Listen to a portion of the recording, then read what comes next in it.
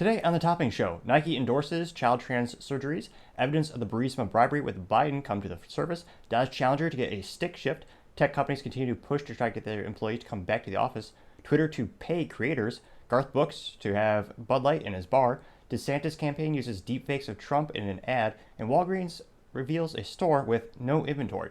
All that and much more on the Topping Show.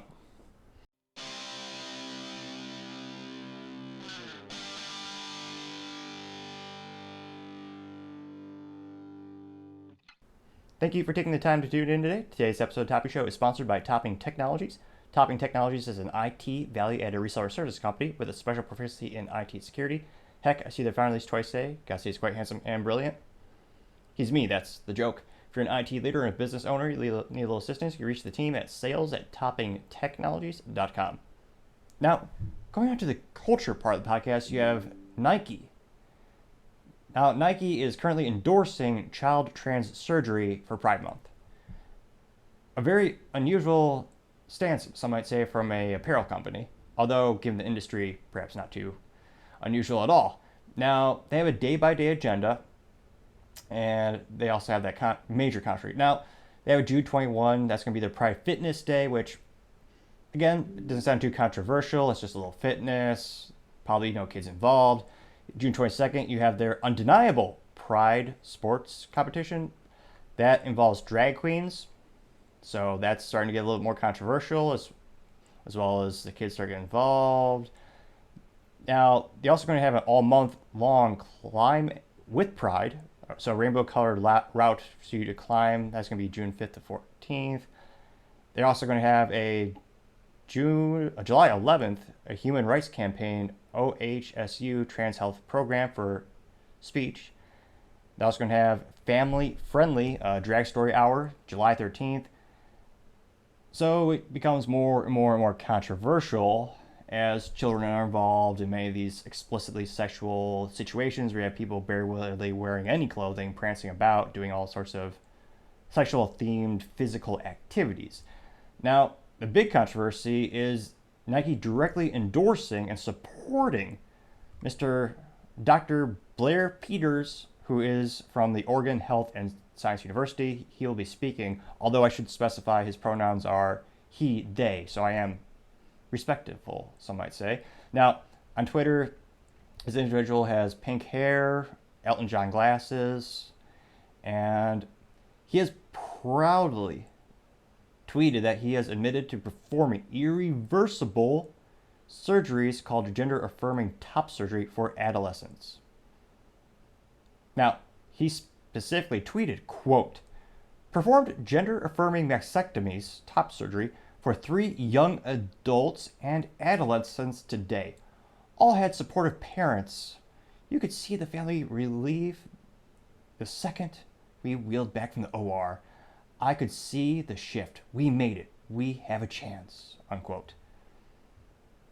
Now, again, this is something that we were all told, no, kids are not it's not kids. This is just adults consenting. There's no grooming. There's no controversy here. The kids aren't being taught to go a certain down path. Or definitely not surgeries. Well, not only are they happening, they are bragging about irreversible surgeries on children. Again, a child cannot consent, and these parents are being emotionally blackmailed in the worst possible way. Every time I hear these arguments, it's always saying to the parents, if you don't let us do this surgery, your child will kill themselves. Which, it's a bad argument when the the cornerstone of their argument is emotional blackmail used to specifically manipulate the end user and the parents.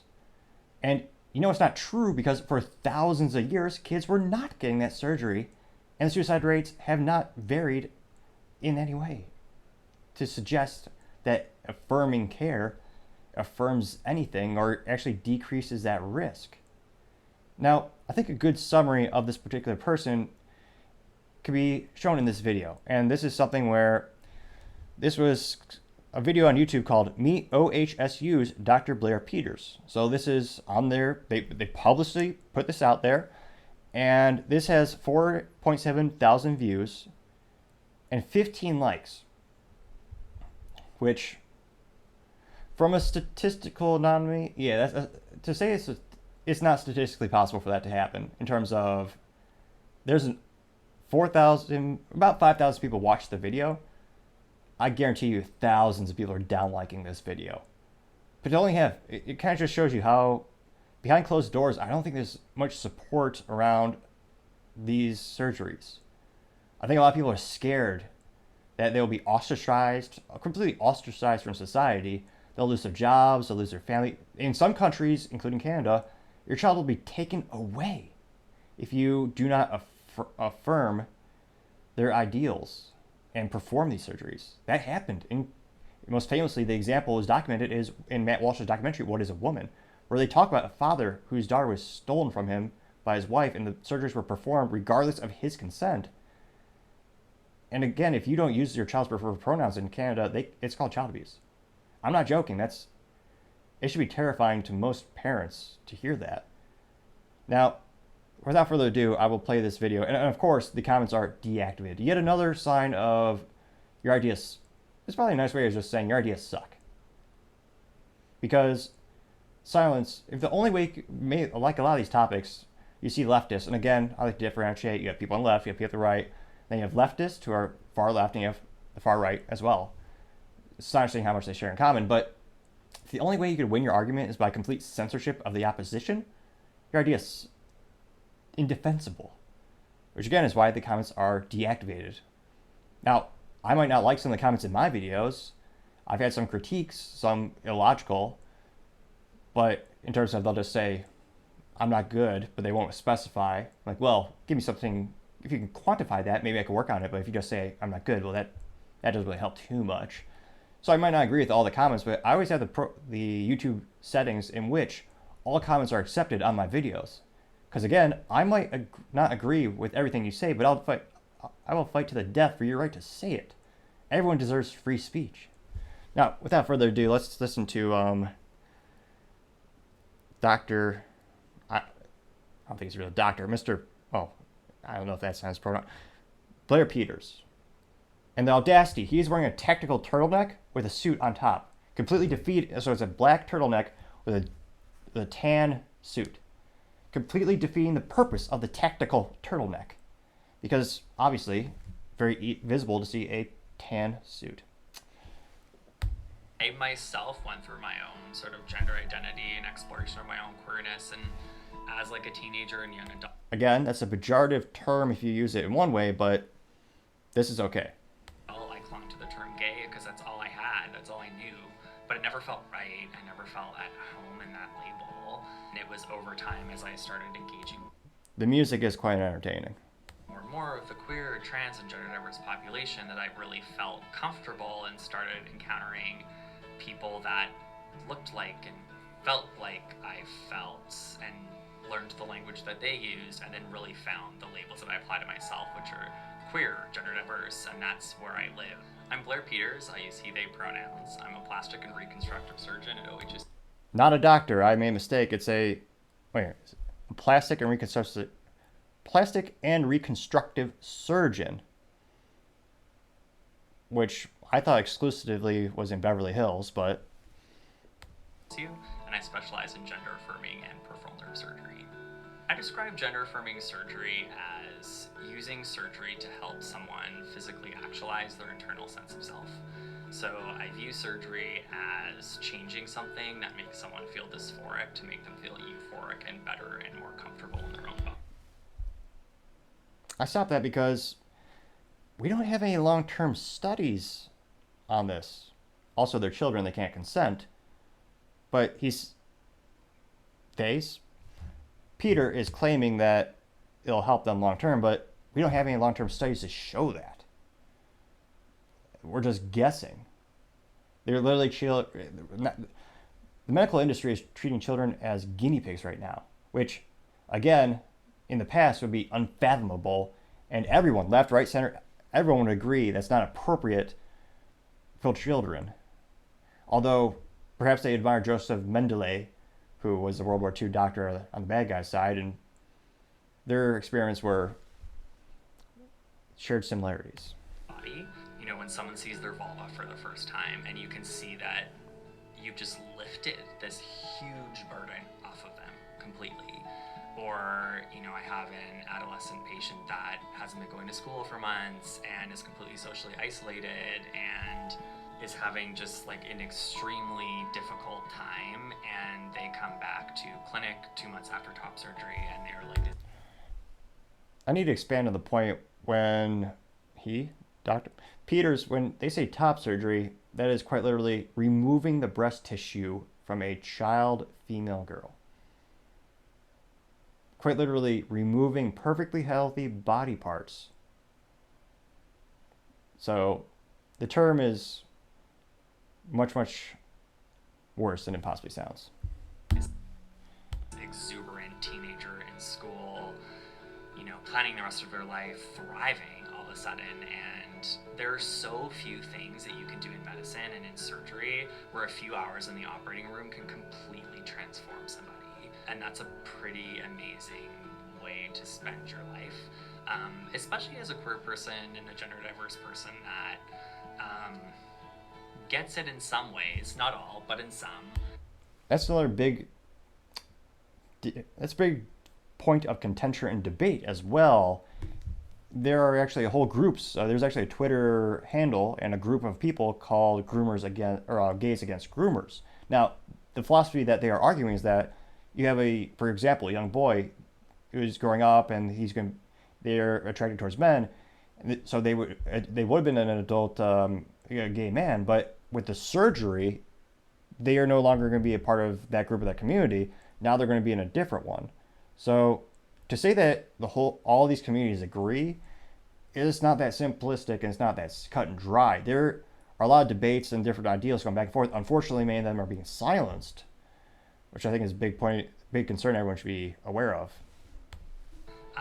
And to be able to sort of bond with my patients in that way and share that space is really amazing. I couldn't imagine feeling more fulfilled. Again, the hospital and Dr. Peters publicly posted this on the internet, on YouTube, and they are proud, which is why they put it out there for everyone to see. And they have 15 likes. Not to brag, but even thanks to my audience, I have some videos that are more than 15 likes. And again, I'm not a hospital I don't have 17,000 subscribers this hospital has. So Nike is endorsing that doctor to speak at the conventions. Now, further, Nike has also donated about $600,000 to GLSEN, G-L-S-E-N. Acronyms, gotta sound smart. I forget which one this one stands for specifically, but that is an organization which puts pornographic materials in elementary schools. Now, I don't mean to sound hyperbolic or bombastic. They're quite literally pornographic materials, one being called Gender Queer.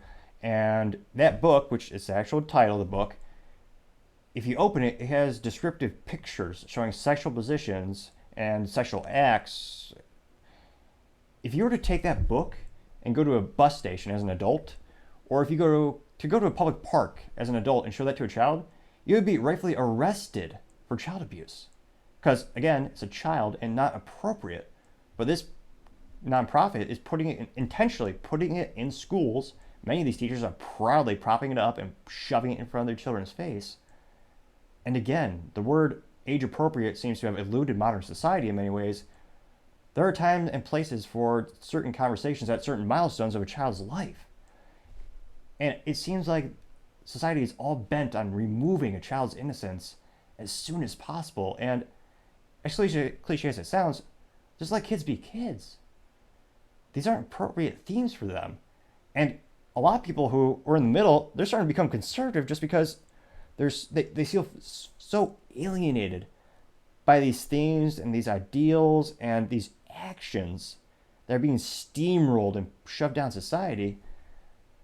It's interesting to see. It might have a long-term opposite effect politically if people start to shift more libertarian, more people on the right, as this has become a very political issue. Again, not all political candidates are, all one thing, but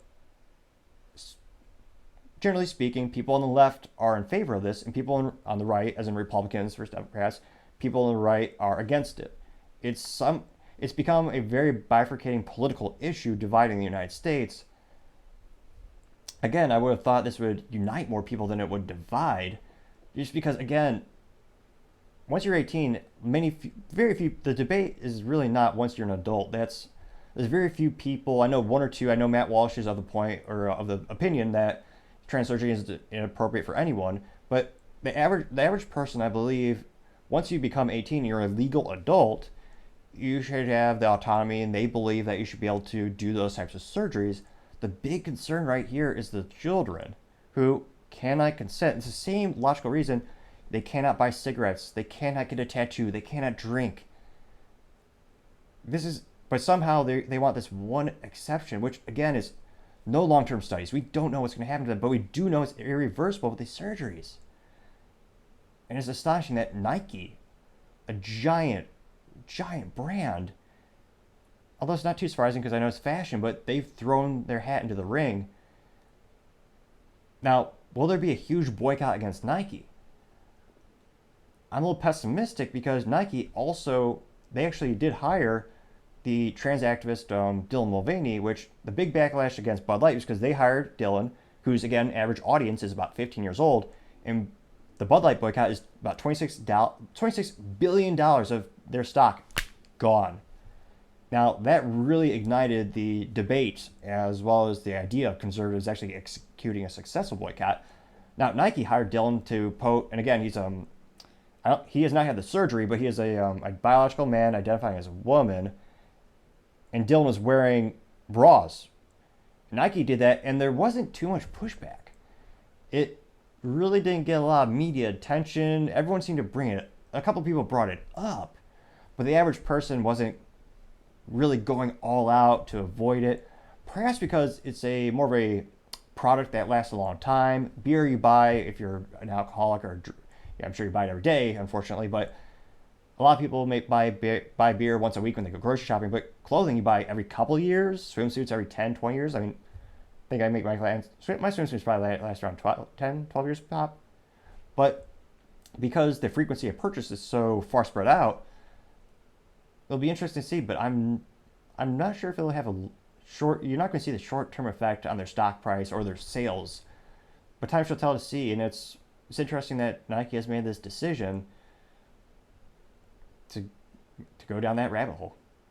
Time shall tell to see it's a prudent business decision. I suspect it might be a blunder. Time shall tell.